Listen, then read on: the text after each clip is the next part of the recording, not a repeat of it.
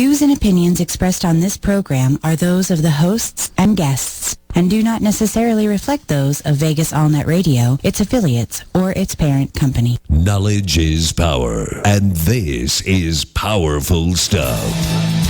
Wellness Education Cannabis Advocates of Nevada present the We Can 702 Nevada Cannabis News Hour with the We Can radio team. For the next 60 minutes, we'll take an in-depth look at the cannabis reform revolution sweeping the nation. Now, let's fire up the news hour. Here is the We Can radio Hi, team. welcome everybody. Happy Tuesday. This is Nevada Cannabis News with Perry Haichu, Kurt Dukoch, Jason Sturtzman, me, Jennifer Solis, and our guest, Kathy Gillespie from Nevada Pure. Woohoo! Whoop, whoop. Woo. All right, we have Kathy on today to talk about their new edibles coming out. We're super excited about that in the industry because so far, or thus far, we haven't had any edibles or concentrates here in Nevada.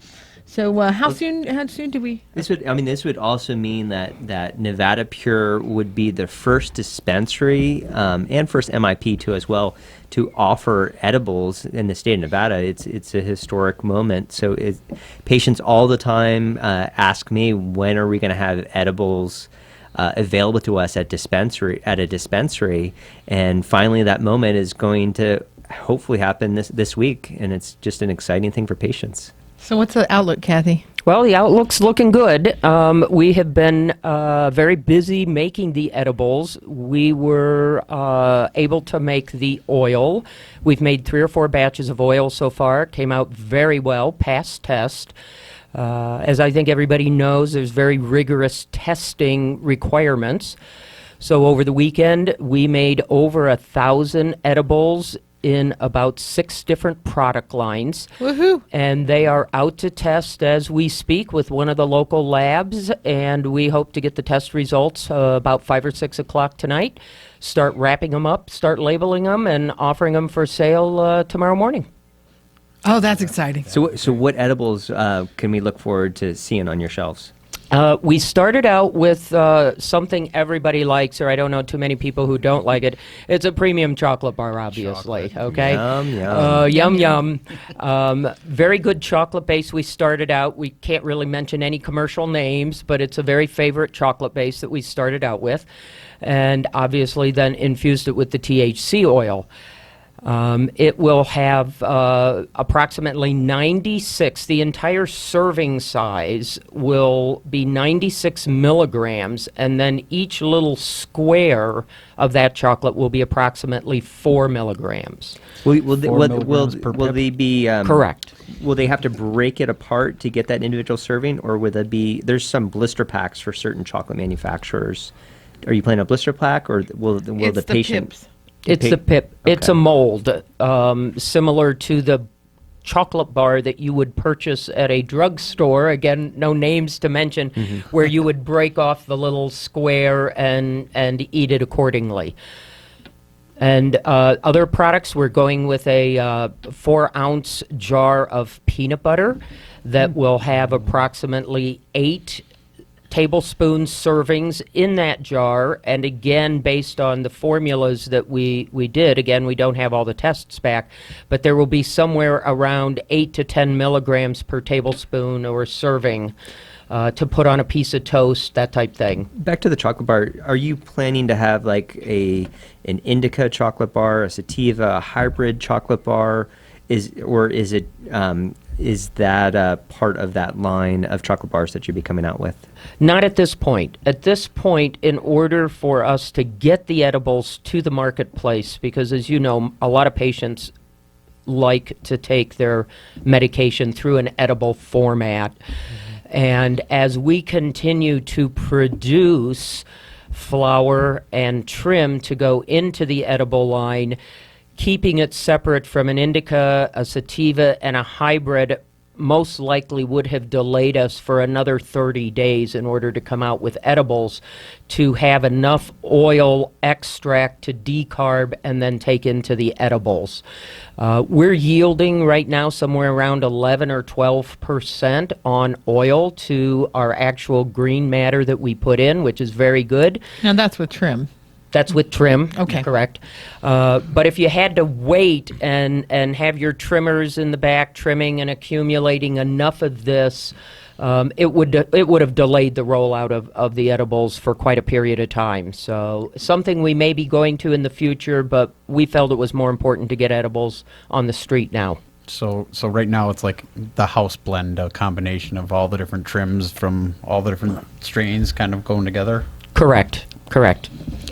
And then do you have any plans for tinctures? Because a lot of patients have a difficult time medicating, especially those that are feeling very nauseous or have some digestive problems or issues. Like tinctures are just a wonderful way for those patients just to spray or put dropful amounts of their medicine either in their own food or just directly into their mouth. Is that part of your long-term plan as well? Yes, but the higher end tinctures, the wax, Moxie wax especially, that we are going to be the exclusive maker and distributor of, that product, that oil, we want to come out of flower and bud, not out of the trim, as Kurt just mentioned. It's a higher quality product going in to the extraction process. It'll be a higher quality of oil coming out of the extraction process, and that is the process that we want to turn into the waxes and the tinctures, and also do the vape pens and the oils. And just for like a little familiarity of some of our listeners, Moxie is a nationally known brand. They make various shatters, butter, wax, various concentrates, mainly in California, and I guess it's news to me they're also located in Detroit too as well. Can we expect Moxie products to be on your shelves this week too as well? No, I believe the Moxie products will be on our shelves next week. Even better. Yeah. Okay, for dab connoisseurs next week. Okay. I can't tell you exactly what the products are, but we are getting the packaging in late this week from the Moxie people themselves, and the actual product, the packaging that the product will go into. Because as you know, if you're familiar with them in Colorado or in California, they have a very strong brand presence there, and they have built that strong brand presence based on their packaging. So we need to get their packaging in from California. We need to properly label it for the state of Nevada, and then have the quality product that people are accustomed to buying in California here with the Moxie wax, and then the tinctures, and that will come from the bud that we will be extracting, putting through the extracting machine late this week.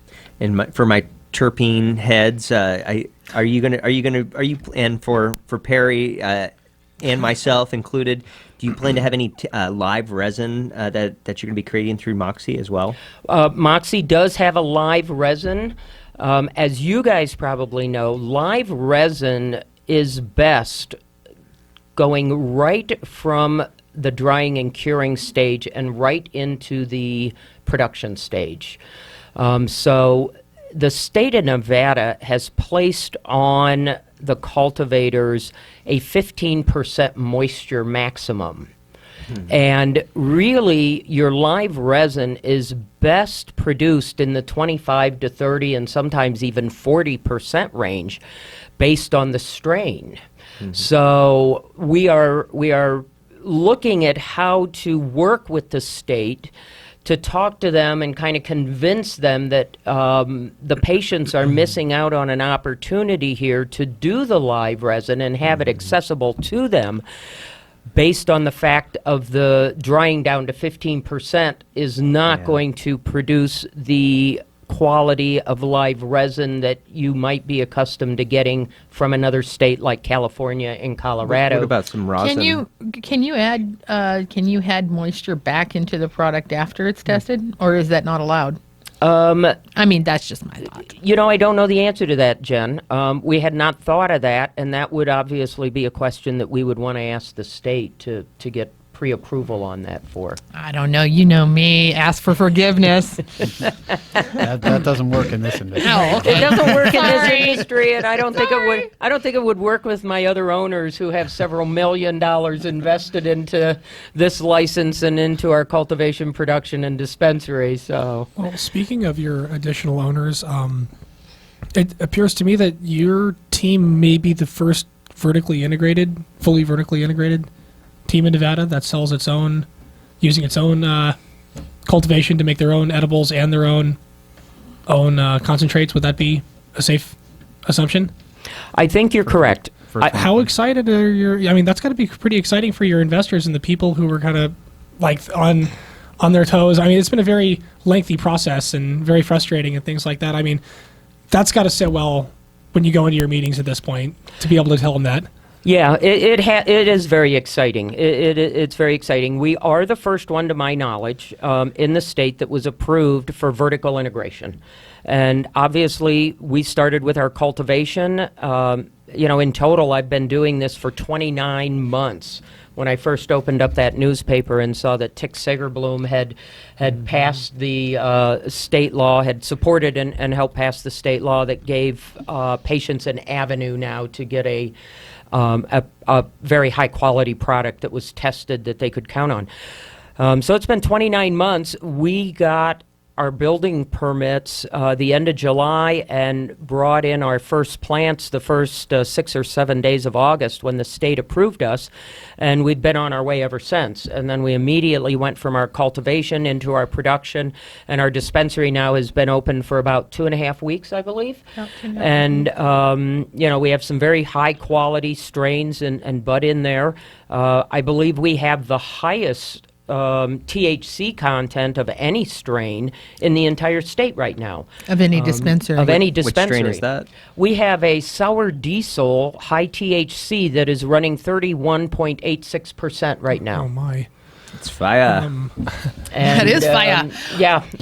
Back to the vertical integration, I'd like to make a comment on that. More importantly than the vertical integration that the shareholders are jumping up and down, that means actually great things for the patients. Because they're vertically integrated, then they don't have to, raise the price of their medication. They can keep it very affordable for patients. And that's what's really exciting for me, is that I've seen some of you guys' prices, and for an ounce of your house, it's about $230. And $230 for the lemon bubba right now, and $250 for the master bubba. And if you're a senior or a discount, or a senior or a vet, you get a 15% discount. And so that's an ounce. You're an ounce, and you get about $30-$40 off. I mean, not just price, Jen. The quality of the medicine, and that you're getting tested medicine. This is mold free. This is pest free. There's no heavy metals. That this medicine is superior to what is out there because of just how much you have to test this medicine. Well, I feel like that we're was the creating a patient need in the market. Well, people have been always like, "Oh, we don't need it because we've just been doing it this way forever," and this is kind of stomping down on that. People the are looking patient's for it now, concerns, the or they're patient's expecting it. major concerns always have been: is it going to be equivalent to street prices? Right. Is it good? Is Is loud? it good? Is it loud? Is it loud? Is it going to be equivalent to street prices? It's going to be so expensive. All of these things, and coming out with the vertical integration, of course. But it seems like all of the shops are kind of keeping their prices, pretty low. I haven't really seen anything below you guys' prices, No. but definitely it's actually quashing that whole stigma of all of these shops are going to open, and it's going to be huge prices. et It cetera, also et it cetera. allows you to customize your medical treatment too, because you can see where your levels are, and then you can see how loud and how strong it is before you buy it, and if it is, to bring it down or not enough to bring it up, so you know where to go. So you're saying it's giving a level of control to the patients to control their own dosage that they didn't previously have? Absolutely. I mean, when you talk about buying it out on the street, you don't know what you're getting. And so how do you know if that wasn't strong enough for you? How do you know what to buy from there? Because the next thing you're getting, you don't know what you're getting either. Right. So whereas this, it's like, okay, that worked okay, and maybe I need something a little stronger. Hey, well, now I know that was at 19%. Maybe now I need to step it up to 22 or 23, or maybe that was a little too strong. I should drop down to like a 16. Or maybe something like just that. take one hit. And again, Kurt, one of the patients that we recently had in and has now been a returning patient. A retired vet suffers from multiple problems, MS as well as lupus. One of their challenges was going to the black market or out to the street and always asking for a particular strain. And when they got this particular strain, it helped. It helped alleviate their symptoms. But then 2 weeks from now, when they went and asked for this particular strain, they said they were getting this particular strain, but it didn't alleviate the symptoms. Well, So the strain probably wasn't the same. This particular patient now has tried our Bubba Master, which we're trying to make our house brand. Again, Kurt's given you the pricing on the ounces. I believe our eighth is selling for 45. 45 and 8. So that's pretty much priced at where the black market is right now.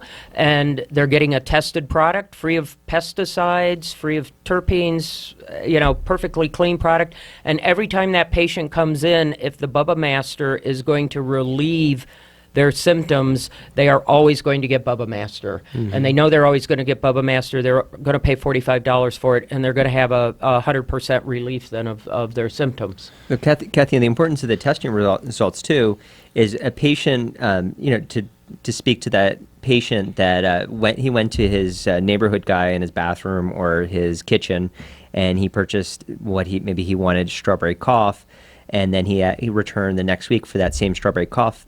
Why the testing results are so significant is that patient could go back now to each individual dispensary. Strawberry cough may be 21%, but he goes to another dispensary, it's 15% or it's 14%. He'd be like, they'll depending on how you grow or cultivate that individual strain, you're going to have the full manifestation of the THC, all the cannabinoids too, that patient is going to be able to even key in just by the testing results. If they know that strawberry cough is going to help treat their condition, that they know that they're going to have to purchase it or search the valley for other dispensaries that have that strawberry cough or that Bubba Kush or that Kush, that they have that to be able to help with their research as well, just to kind of add to what you were saying. Yeah, absolutely. And one of the things the patients may not be aware of is that we have our tests available on site. And if that patient requests a copy of the test, we're more than happy to give it to them. By state law, we have to give it to them, but we keep them right down in the dispensary, and the dispensary manager on duty can go to the binder, make a copy of that test. It's got the batch number on it. It's got the day that it was harvested. It has, it's a 4-page test, basically. Digipath or Ace Analytical, or who are you guys using? We are using Ace Labs, and Ace we've been Labs. very happy with Ace Labs. Right on. So I guess the next question would be, what's next for Nevada Pure? I know you're just getting rolling right now, but we've got edibles online. We've got we're going to get live resin, wax, and shatter. Oh, how many people do you eventually hope to employ when you're Fully operational? Yeah, when you're fully rolling at 100% capacity? Well, right now, tomorrow, we will issue 48 paychecks. So Wow. we're, when I stood and my group stood before Clark County commissioners and said we felt that when we were fully operational, we would be employing 200 people. We still have that expectation of employing 200 people. As many of you may or may not know, we are only partially built out on our cultivation. We're about 52% built out on our entire building. We're more built out on our cultivation because those of you who know cultivation, production, and dispensary, you need a lot more cultivation to be feeding your production and your dispensary. So when we continue to build out and finish our last 12 to 15,000 square feet of cultivation, our dispensary, gets up to maybe what they have in Arizona right now, which is 80,000 cardholders. And I have a friend who has a dispensary license, and one of their partners is in Arizona. And Arizona started out very close and similar to where we have started out now. Arizona, I believe, he told me, started out with about 20,000 card holders, and we now have somewhere around maybe 15. And as it went from, their 20, our 15, it got up to 30, 35, 40, and now, 18 months later? They have 80,000 card holders. From what I understand, though, in Arizona, you can get a card in 3 days. This is true. In here, it's 3 months, and us as an organization, we've been fighting to try to streamline this process and help patients get their cards more quickly. It's obscene that a patient has to wait 3 months, 2 months, even a month to be able to access their medicine. And I know recently the division did issue a policy to dispensaries telling them that once that patient has submitted and also that they had got that individual paper saying that they've received it, that they're already be in the Nevada portal, be able to access their medicine, but it's still too long of a process. Even the idea of sending money into the state to get your application, we just need to take that money and put it on the back end and just be able to just take that application, download it from the website, take it to your doctor right away, and just get that 3 months to at least a month or less. Well, when I was talking to Sue Sicily about this, she's a doctor out of Arizona, and she's doing research with PTSD. The process in Arizona is all automated. There are not humans involved, and it's 3 days. And they get a card in 3 days, and that just sounds like it would be so much cheaper instead of adding people and bureaucracy and everything else to the mix just to follow their format of automation. And I'm sorry if it would put some Nevadans out of jobs, but Nevada Pure would be happy to employ them. There you go, Jen. Let them move on down from Carson City. Nobody likes that snow up there anyways, okay? I do like your reindeer ears, though, by the way. Thank you. Jen. They're very festive. cute. Some would say they might be devil horns. I would not comment on that. We'll leave that up to Kurt to comment on. Yeah, I just pulled up the statistics for the program for last month, and we're up to 12,873 card holders now. And they had... So we seem to be growing by how much a month? About 1,000, 2,000? Yeah, right now it's coming on, and we've had quite a jump in under 18. Now we're up to 31. Yeah, last month it was at 24 or 26. When we first started, it was at 8. So, when we first started years ago, I'm talking about, it was at 8. Parents are getting a little bit more comfortable with the idea of experimenting with the medicine, I think. I think this kind of leads into one of the stories that we were talking about earlier, about the largest study of ever of marijuana and epilepsy shows that the effectiveness of cannabis it's much more effective when you have THC and CBDs involved. The CBD alone medication is not really alleviating the symptoms as much as the synergistic effect of all of the other cannabinoids in the plant, and that whole plant extracts are actually better for therapy than just CBD alone. Recently we talked about this months ago, that it seemed like that taking the THC out and the other cannabinoids out were almost like throwing the baby out with the bathwater, because everybody was so afraid of their kids getting high. And the largest study, it was done by the American Epilepsy Society, and in their annual meeting in Philadelphia, they just announced this. So that's pretty exciting. I think we need to get rid of the getting high stigma altogether. It's feeling good, being relaxed and euphoric is what the feeling is. Never mind that prescription opiate narcotics will light you up more than anything that cannabis would ever do. Either that or the Adderall that the children are taking. That's perfectly okay to get your kids high on methamphetamines, but to put THC in cannabis is like some kind of oh gosh, we don't want to do that. The kids. I remember Mike McAuliffe was talking a long time ago about if how did he put it? if cannabis had been discovered today as like a wild plant in the jungle, it would be hailed as this miracle plant that has all these benefits and it has this unbelievable medicinal quality and this and that. But since it has this terrible, horrible side effect that it makes people feel good, we need to shut this down right away. And Well, it's just the like, thing is, that never know, clicked with me when he put it that way. And you're right, like the chia seeds and everything else that is just now coming out, and everybody jumps on the kava kava bandwagon or the echinacea, bandwagon at that time, and it's fine. And then you find out later that, kava kava also makes you feel good. I mean, that's almost Let's like outlaw akin to that. Yeah, let's outlaw kava kava now. It's crazy. And speaking of studies, University of Vermont's offering a course on medical marijuana science. That's pretty exciting, I think, because they're looking at the taxonomy of the plant, the pharmacodynamics, pharmacotherapeutics, the medical chemistry of cannabinoids, therapeutic applications, and then they're also looking at historical, political, and socioeconomic influence of cannabis in America. So, and they say that this is the first study of medical marijuana science. The American College of Medical Associations are saying that this is the first study, but I think Dr. Bob Melamede was doing studies at University of Colorado. Well, that's actually a course, not just a study. That's teaching the studies. Yeah, but he was doing graduate courses on cannabis and cannabinoid therapies in Colorado Springs, University of Colorado, Colorado Springs in 2006. But, hey, it's news.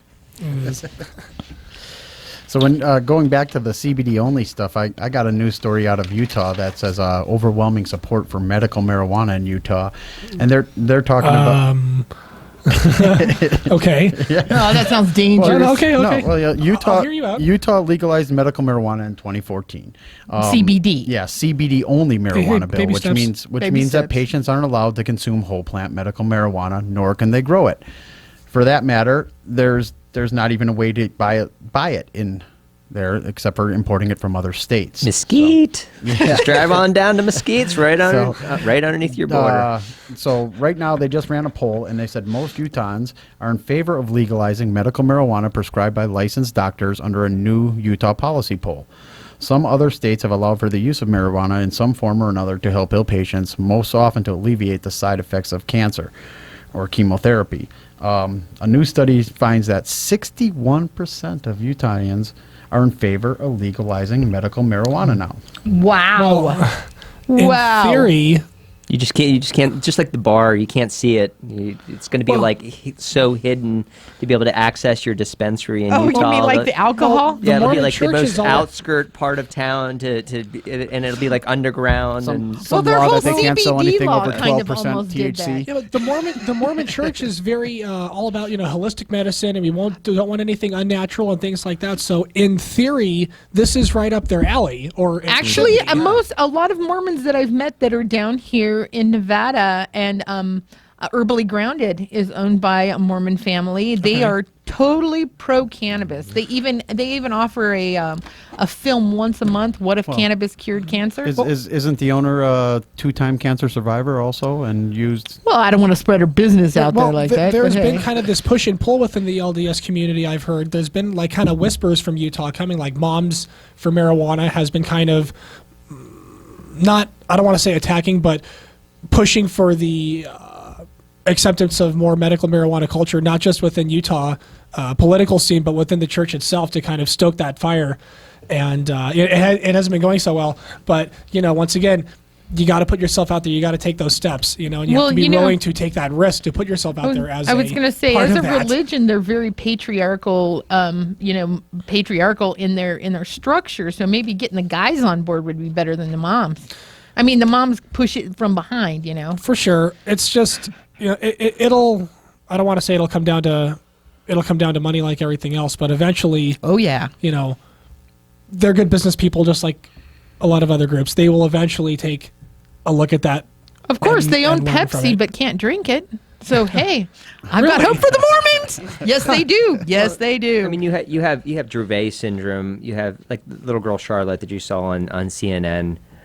Parents in Utah absolutely want to access medicine for their children to either half their seizures or totally eliminate their child's seizures. And it's just heartbreaking. And that's what helped pass that CBD legislation in Utah, was children with seizures and parents needing to get access to that medicine. And they're finding that they just can't get it from a CBD only product that's shipped from someplace else. They need a product from a dispensary that has the whole total amount of the plant. It has a little bit of THC in it, but it has CBD, it has all the other cannabinoids in there that are so beneficial to children, and also not only children, but other patients that really need this medicine. They need the RSO. They need this product, and hopefully they'll be able to come to Mesquite. They'll be able to come to Nevada Pure, and they'll be able to access this medicine and take that back up to Utah and not have to worry about being prosecuted. Well, and hopefully very soon they'll be able to come to Nevada Pure, because we have over a pound drying and over a pound out for test right now of a CBD strain that we will be ACDC, Harlequin, do you know which strain it is? Yes, it's Charlotte's Web. Charlotte's Web, okay. It's Charlotte's Web. And like I say, we have a pound that's out for over a pound that's out for test now. We have another pound that's hanging and drying and curing. And so we are in hopes that over the next couple of weeks that we will also be able to put that through our extractors and begin to offering in a tincture form, again, a drop under the tongue to some parents. We have some legal entities that we have to get by, from a standpoint of we can't make any guarantees that what the dosage can be or what we would recommend for a child for a dose based on one child's seizures or based on another child's needs and that type of thing. So we have some things legally we have to get through, some hoops we have to jump through before we can actually bring it to our dispensary and offer that. But we would hope to have those done within the next couple of weeks and have a local, safe, secure, an adequate supply for some parents who would like to test the waters a little bit. Very cool. That's awesome. Thanks so much, Kathy. Yeah, that's really exciting. That's really exciting news for sure. So you have one more question, don't you? My question was more general. It was just, Kathy's been a very successful business person. And what are some tips that you could give to some of our listeners, or even just us sitting at this table, that's really helped you in business to be as successful as you are? Well, most people know I get up at 4 a.m. I'm at my desk by 5:30, and I go to bed at 10 o'clock every night. So anybody who wants to work about a 16 or 17-hour day might find that a very good way of being successful. I do put in a lot of time, as you guys most know. I do own, myself and my partner Barbara own a couple of businesses. We're fairly large shareholders in Nevada Pure, but we also do own A&B Printing and Mailing, which has been a very successful business for the last 15 years, and we're the largest political printer, in the state. But, the one thing we pride ourselves on, that Barbara and myself have prided ourselves on, no matter what business we have been into, is fair pricing and good customer service. And a couple of things is, I had a call a couple of Saturday nights ago from a gentleman who had bought a 1-ounce bag and had taken it home, and he felt that it had been underweighed, which is quite possible. It could have been, we're human. My weighers and packagers are human. They might read the scale one way and it comes out another, and they're busy talking, and they just didn't put that extra bud in there. And it could have dried down as well. So, I told the guy right on the phone right there at 9 o'clock at night, I said, the dispensary is still open. Take it back. We will, exchange it out. Right there on the spot, and the guy never did come back and exchange it, but I told him next time he comes in, mention my name, and we will give you a discount. The other thing we're trying to achieve, which we have done in our printing business, but also in the cannabis business, is we want fair pricing. We want the medication to be affordable, and that's why we have picked a house strain such as Bubba Master, which is in the top 5 most favorite strains in Colorado as well as California, so it has a good calling. We're producing it like crazy. If you were a trimmer in our back trim room, you're trimming Bubba Master pretty much every day. So they get tired going, oh, I know what this looks like. This is Bubba Master. Everything is hand trimmed instead of ran through a machine? Correct. Everything is hand trim. Okay. We have an army back there. We do everything hand trimming, and that's part of our 48 employees, okay? But we want to have, and if you come into our dispensary and, we lay out 10 8-ounce packets, they're all going to look, those buds are all going to look almost identical if it's all Bubba Master or if it's all Sour Diesel or if it's all Strawberry Cough. Jen knows. Kurt knows. You guys have been in our dispensary. And that's what we want. We want a uniform product. We want it to be affordable. And we want the patient to be able to come in and have that product accessible to them every day they want it, every day they come in, every 2.5 weeks that they can come in, or 14 days. And we want them to get a high-quality product that's affordable. So, and that's made us very successful here at Nevada Pure, as well as our printing company. So work ethic, consistency. Well, Jen. Yeah, I'm there when you come in. I'm there when you go home. That's definitely the truth. Definitely the truth. She's very hardworking. And I'm thinking with the pricings of medicine, your prices, I say, they start out at $2.30 an ounce. You also offer discounts to seniors and veterans every single day, 15% off, and they can use that off of. It says any purchase, one discount per person per visit per day. So that means if they needed medicine the next day, they come in, they still get their 15% off, which is huge. Yeah. Huge. And again, we want to make it affordable, and where a Bubba Master might be affordable at $45 for an eighth, some of our higher strains that are going at 60, or maybe that really high Sour Diesel THC 31.86% that's going at 65, that 15% discount can get it much lower to an affordable cost for them. And that's what we are trying to what we're trying to achieve there. So hopefully we're being successful. I think the other thing is being totally vertically integrated, having the cultivation, the production, and the dispensary all under one roof really does help cut down our costs. Sure. Okay. Because we don't have to drive it from our cultivation to our dispensary. And if you're familiar with the transportation rules and regulations in the state, you have to have 2 drivers. You have to have the product locked in a lockbox. You have to have an unmarked van that has to be approved by the state. All of this just adds cost to the medicine. And, what we do is we trim it approximately, what would you say, Jen, 15 feet from where we package it, and then we walk at about 65 feet to our dispensary. That's true. And All of it's true. that helps us keep down our costs, which in turn we want to pass along to the patient. And that's so important, is to make sure that the medicine is affordable for patients.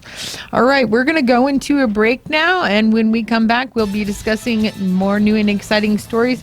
Thank you, Kathy, for coming in from Nevada Pure, and we appreciate what you guys are doing for the patients. Well, we appreciate the opportunity. You're listening to the Weekend 702 Nevada Cannabis News Hour. Now, here again, the Weekend Radio Team. Hi, welcome back, everybody. Kathy Gillespie has left the building. All right, Off guys. to work. Off to work, exactly. I want to go back and talk to you guys about the effectiveness of epilepsy and the effectiveness of cannabis on epilepsy, because we had started a conversation basically that said whole plant extracts are the best. I wanted to give you guys some numbers on that so that you would know. There was a study. About the study that there was a study with 313 children from 16 different epilepsy centers around the United States. They were put on a regimen of cannabis compound cannabidiol. After a 3-month period, 261 of these children had the amount of convulsive seizures, also called grand mal or tonic-clonic seizures, they experienced reduced by an average of nearly half, while experiencing little to no side effects. In addition, some of these patients experienced 100% reduction in seizures in the subsequent periods, which were very encouraging. 9% of all patients and 13% of those with Dravet syndrome epilepsies were seizure-free. So, I mean, that's a very significant number of a reduction of seizures by 50%, and some of them by almost 100%. But as you get into the CBD versus the THC, some of the kids that were having 300 seizures a month were given the CBD only medication, and they went down to about 50 seizures.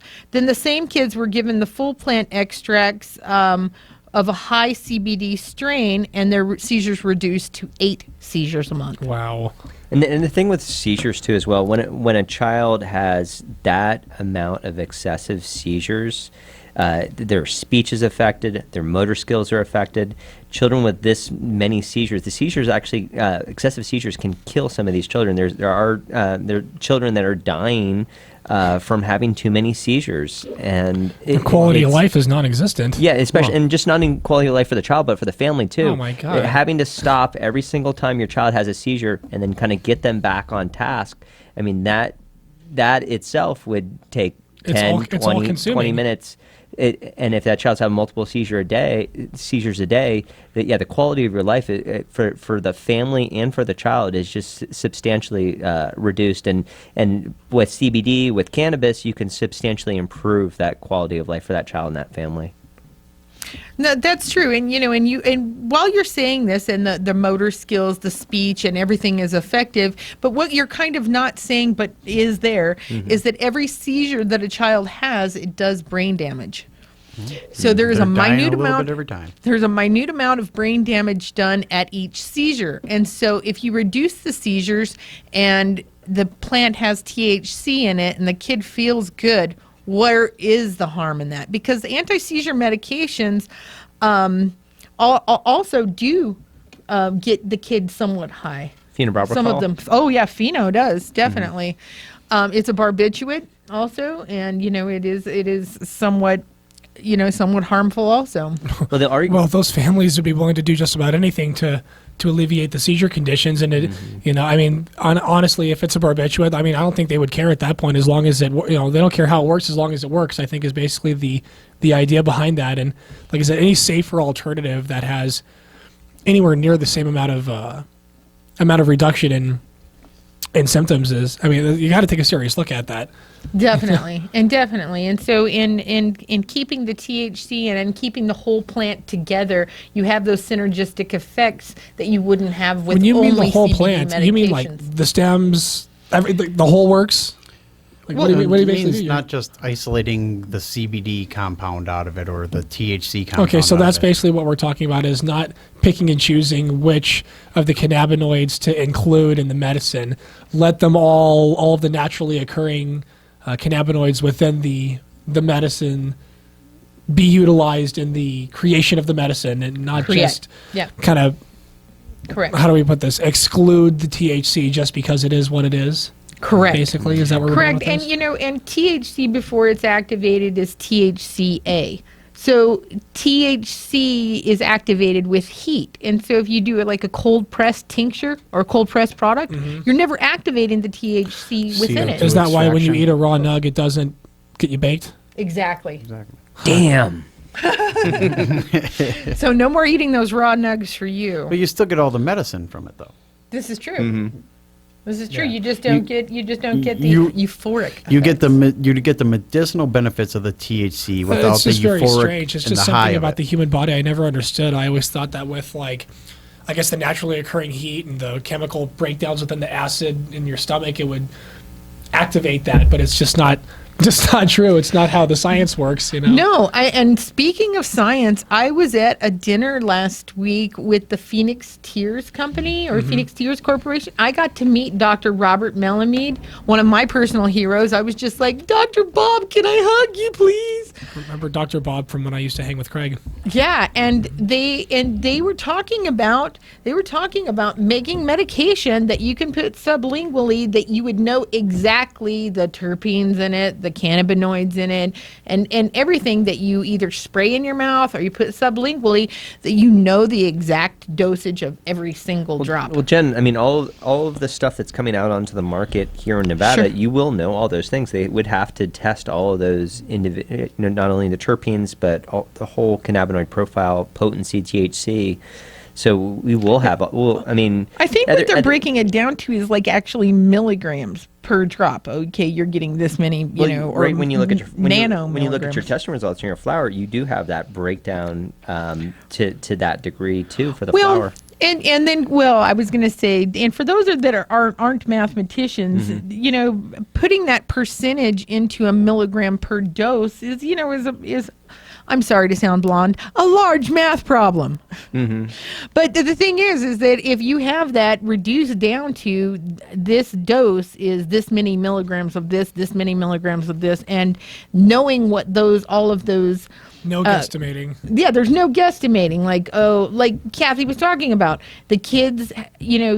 What are we going to say to the parents of the children? One drop, or use till effective, or what? Well, I would go about that like you would go about cooking a recipe and experimenting with. Start small. You can always add more. You can never take away. Yeah, same with like we recommend with edibles. Start slow and go up from there. Start low, go slow. The nice thing is even with THC or CBD medicines, if you take too much, it's not the end of the world. I've gotten uncomfortably medicated on edibles before. Yeah. I've been, especially with CBD only. It's when I take CBD only, I feel kind of woozy and nauseated almost, and How many milligrams of the way I CBD feel. only are you taking, for curiosity's just sake? about any. I just puffed. CBD only I have to agree with Kurt slightly. I was puffing on a CBD only vape pen at a trade show a few months back, and it lit me right up. Like, I couldn't believe how aloof I felt compared to Like you just fed out of your being- body, or what do you kinda mean like- specifically? I don't want to say lightheaded, but it's just not sober completely. Yeah, my findings was that after I puffed on the CBD only, he was right about saying aloof, and I didn't know the feeling until you kind of I described feel it. aware, But not really caring. Right. It's About just anything, not like even specifically somebody- intoxicated, but I tell it's just a very unique feeling. We call it Yeah. in psychology we call it dissociative condition. So you felt like out of your body, looking down on your body, kind of like that. No, nothing No. that dramatic. But you're More still like- functioning. Disassociate. I mean, you're disassociated with your connection. You're with your kind of on identity. autopilot, I guess. Yeah, that's disassociative. Well, yeah, kind of. I mean, basically, kind of how I felt like was after I puffed on it. I was just walking through there, and people were like trying to talk to me, trying to engage me, and I was not feeling it. I just didn't really want to. I didn't want to talk to anybody, and it wasn't like a paranoid. It was just more like a A Pink Floyd song. Hello, is anybody in there? kind of. Kind of like, you ever seen a movie where it shows a guy like walking extra slow and everyone's walking quickly around them, and it's like it's only him and his like little world kind of walking through. It kind of feels like that, to where people are moving around, but you're not consciously like Want to here I am, engage them? Yeah, like here I am just walking. It's hard to explain. Like, experiment with it next time you get a chance to, and put yourself in a public scenario and see how you feel. I'll do it next time I watch the Star Wars movie. Fair enough. This week I think it opens. Oh my. Yeah, I'm looking forward to that too. 3D. So, hey, I got an interesting story here. A survey coming out of Colorado says access to legal marijuana boosts Colorado tourism. Oh, I believe it. Get this. Nearly 1 out of every 2 adults visiting Colorado acknowledge that their decision is motivated by the state's permissive attitude towards marijuana. So, do you think that we would get an increase in tourists? Definitely. Definitely. Without a doubt. Well, much nicer weather than Colorado. Yeah, well, And if we start getting professional sports teams. I can only guess that there's a lot of people taking up skiing that have never skied before just so they can go to Colorado. I heard that the ski towns voted overwhelmingly for the legalization when the actual demographics came out. Like, you know, in Denver, it's like, oh, we passed by 55%, but in like Aspen, Vail, places like that, it was like 70, 80% yes in comparison. Have you ever taken ski lessons? I took a couple. Did your instructor look like they're getting baked? He did look like Thumper from That's South the Park, no doubt. snowboard lessons. Yeah. So anyway, Definitely. in this survey, 49% says that cannabis's legal status influenced their decision, with 22% of them saying that it was extremely influential. That's in other very, words, very that's cool. the reason I came. Almost a quarter of their tourists. Wow. You know, the story that isn't told in that is the number of applications that the universities have been getting in Colorado and Washington. The numbers have been going, like, of kids who want to go to those, they're just going through the roof. You know, they don't have enough room for them all. Definitely. And people are like, oh, you know, are we attracting the right kind of kids? And the answer is any kid who is qualified, who can afford it, who wants to go to the school, I say, Passes let his them in. classes. Yeah. Much let better them do than it. binge drinking. Absolutely. Good stuff. I think that's a college sport, isn't it? Yeah, absolutely. Keg stands. And our friends at Fine Cannabis Dispensaries have new grape stomper in from Deep Roots. All right. So what is it? Is it an indica or is it a sativa? I'm not sure. Let me look it up. All right. Is Do we it have any other- Granddaddy Purple somewhere in there? I believe we have a new dispensary open recently also. There was a right around the corner from this. Apothecana shop? Pardon? Apothecana shop too? Is that? Oh, is that another new one? Because I was Yes. talking about the one right up the street from this where we're located right now. There's one on Rainbow and Sahara called, I think it's called The Source. I mean, I just saw their sign that said they were open on the way here today. I might actually swing by just to poke my head in just to see. Why Yeah, not? The apothecary shop opened up. popping and up all over they're, the town. They're carrying Nevada Pure products. Apothecary or Apothecana? I don't know. Apothecary, I think. No, it is. Probably Apothecary. I would have Yeah. called it Apothecana. So. Yeah, I Clever, know. yeah. Right? And marketing. let's see, the grape stomper is also called Sour Grapes. It's a hybrid strain created by Gage Green Seeds. Let's see, it's a cross between Purple Elephant and Chemdog Sour D. Diesel. And it's slightly sativa dominant. That sounds like one of those exemption-worthy strains. Who else gonna have that? Right on. So yeah, so that's the newest stuff that just came out from Deep Roots. And at Inyo too, they have the Juju joints. Oh, the Juju joint. Juju. I just don't like. I don't like that name. Juju. I rather call it. I'm gonna call it Juju instead of Juju. Sounds like Okay. it'd be Yeah. chewy and sticky. Yeah, I'm gonna just make it more French. Juju joint. Well, I guess All we right. need to thank our sponsors before we bail out of here, huh? Definitely. And we've got, you know what? We've got our patient meeting in Pahrump this Saturday. Check meetup.com/702 for details. And we also have a grow class on Saturday again. Sunday. Sunday? Grow class is on Sunday. Sunday. All right. And our sponsors, Nevada Pure, Sure. who you heard all about today, and Fine Cannabis Dispensaries. Thank you for making this show possible for us. All right. I'd like to thank Las Vegas Relief as always. Right on. Las Vegas Relief. We have a special. It's 3 pre-rolls for $39. And also, you can sign up for a high roller program. Yep, absolutely. You can win a suite in the win, or you can win an Envy glass piece. Right on. All right, everybody. We'll see you next week. Thank you very much and have a great week. Bye.